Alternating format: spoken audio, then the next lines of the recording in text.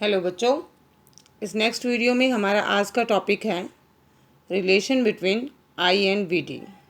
इससे last video में हमने ड्रिफ्ट वेलोसिटी का डेरिवेशन किया था और उसकी वैल्यू फाइंड आउट की थी और हमारी वैल्यू आई थी V D is equal to E tau upon M. आज हम रिलेशन ड्राइव करेंगे आई एंड वी डी के बीच। रिलेशन को ड्राइव करने से पहले हम थोड़ा कॉन्सेप्ट पढ़ते हैं करंट का। इससे पहले हमने करंट से रिलेटेड कोई वीडियो नहीं बनाई। बेसिक इलेक्ट्रिसिटी में भी हमने थोड़ा बहुत पढ़ा था उसके बारे में।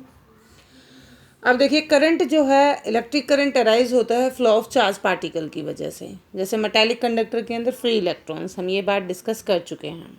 इलेक्ट्रोलाइट और गैसेस के अंदर ions are responsible for setting up the electric current. तो करंट को एक्चुअली हम क्या कहेंगे? The rate of flow of charge, या how much charge is flowing through cross section in a given interval of time.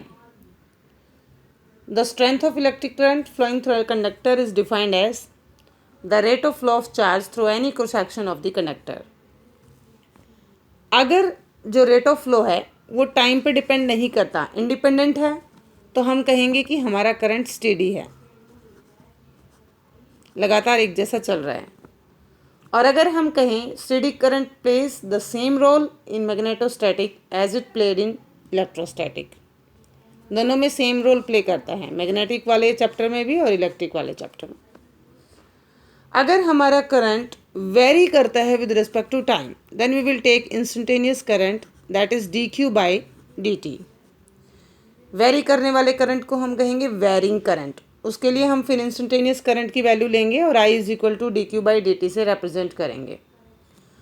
अगर हमारे पास N number of conduction electron है crossing a certain cross section area, then the total amount of current will be, N number of electron है तो charge हो जाएगा N into E, then current will be N E by T.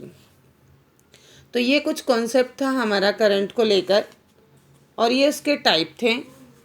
Type में हमने varying current की बात करेंगे, steady current की बात करेंगे, एक ट्रांजिएंट करंट भी आता है और एक ऑल्टरनेटिंग करंट की बात करेंगे। स्टेडी करंट को आप डायरेक्ट करंट भी बोल सकते हैं।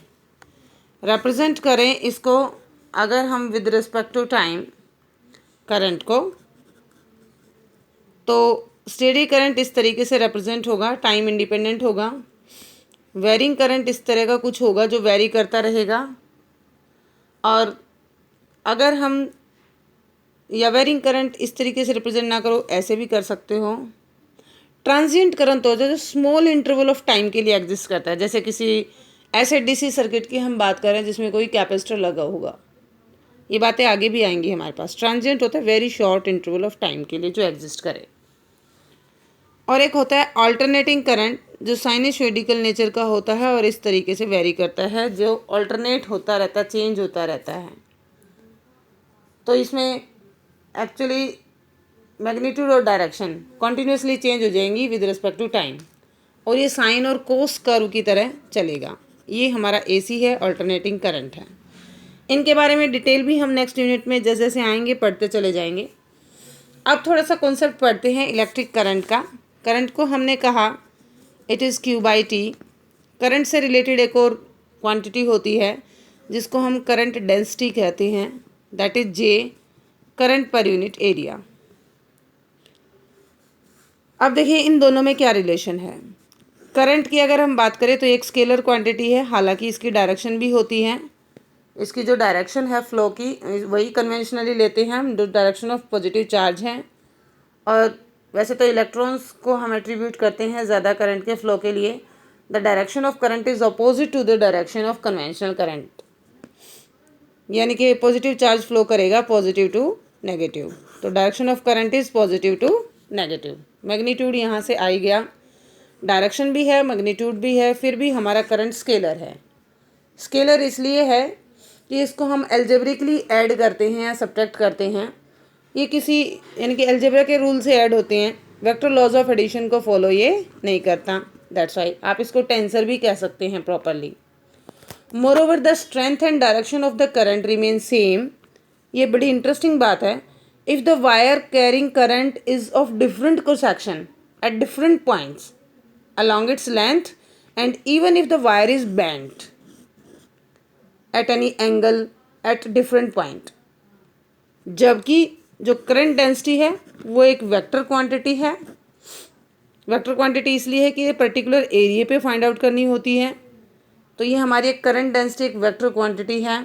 दूसरा, जो हमारा करंट है ये एक मैक्रोस्कोपिक प्रॉपर्टी है। मैक्रोस्कोपिक समझे, यानी कि एक बड़ी प्रॉपर्टी, जैसे आपका मास है, लेंथ है, वॉल्यूम है, ये हॉल ऑफ द कंडक्टर की बात करता है, जबकि करंट डेंसिटी एक माइक्रोस्कोपिक क्वांटिटी है, यानी कि किसी सर्टेन पॉइंट पे बात करती है, सर्टेन एरिया पे बात करी, सर्टेन पॉइंट पे बात करी, माइक्रोस्कोपिक क्वांटिटी है, और ये एक मैक्रोस्कोपिक क्वांटिटी है। अब आते हैं हम यूनिट्स पे। करंट की यूनिट होंगी ampere. You know I is equal to Q by T। Ampere unit होगी, चार्ज की यूनिट कूलाम, टाइम की यूनिट सेकेंड। 1 एम्पियर कब बोलेंगे? जब 1 कूलाम का चार्ज किसी सेक्शन को क्रॉस करता है विद इन 1 सेकेंड, तो हम कहेंगे कि हमारा जो करंट है वो 1 एम्पियर का है। CGS यूनिट में बात करें तो चार्ज की यूनिट होती है स्टेट कूलाम, तो हमारे एम्पियर की यूनिट होगी state ampere. 1 state coulomb divided by 1 second. ये तो होगी हमारी ESU यूनिट में, इलेक्ट्रोस्टैटिक यूनिट में। अगर हम EMU यूनिट में बात करें तो आप इलेक्ट्रोस्टैटिक यूनिट को एब एम्पियर भी बोल सकते हो। इलेक्ट्रोमैग्नेटिक यूनिट को एब एम्पियर इज इक्वल टू 1 एब कूलाम डिवाइडेड बाई 1 सेकेंड।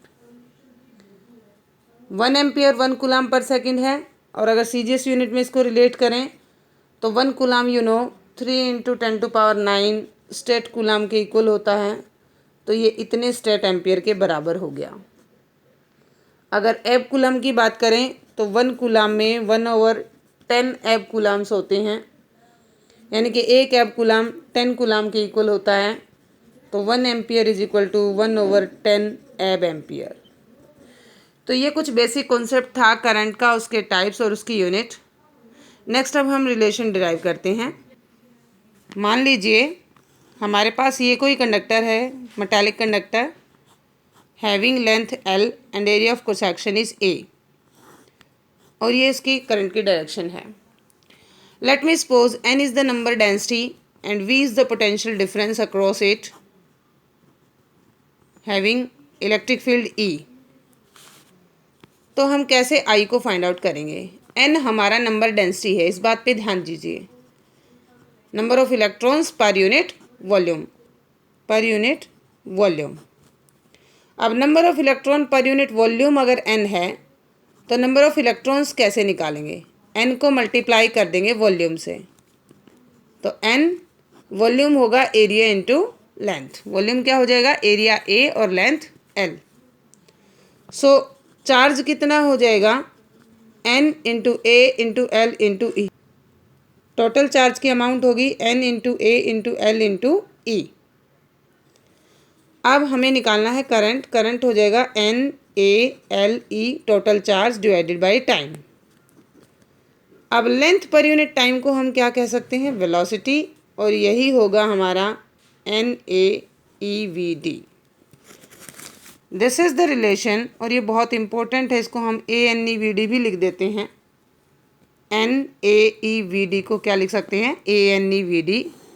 यहाँ पे एरिया ऑफ क्रॉस सेक्शन आपके कंडक्टर का फिक्स है, N नंबर डेंसिटी फिक्स है, E फिक्स है चार्ज ऑन इलेक्ट्रॉन, तो करंट आपका डायरेक्टली प्रोपोर्शनल हो जाएगा VD के, यानी कि जितनी ज़्यादा ड्रिफ्ट वेलोसिटी होगी करंट उतना ही ज़्यादा होगा। ड्रिफ्ट वेलोसिटी का रिलेशन आप पहले ही E/τ/m पढ़ चुके हैं, और ड्रिफ्ट वेलोसिटी को अगर अब आप करंट डेंसिटी से रिलेट करें तो J is equal to I/A, that is ANEVD upon A is cancel with A, तो J की वैल्यू आ जाएगी NEVD। यहाँ भी आपको J directly proportional to VD दिख रहा है। तो ये रिलेशन था और कुछ करंट के बारे में टॉपिक था। नेक्स्ट हम ओम्स लॉ और उससे रिलेटेड कुछ टर्म्स डिस्कस करेंगे। तब तक के लिए आप इनको पढ़िए, समझिए। Thanks for watching and keep watching.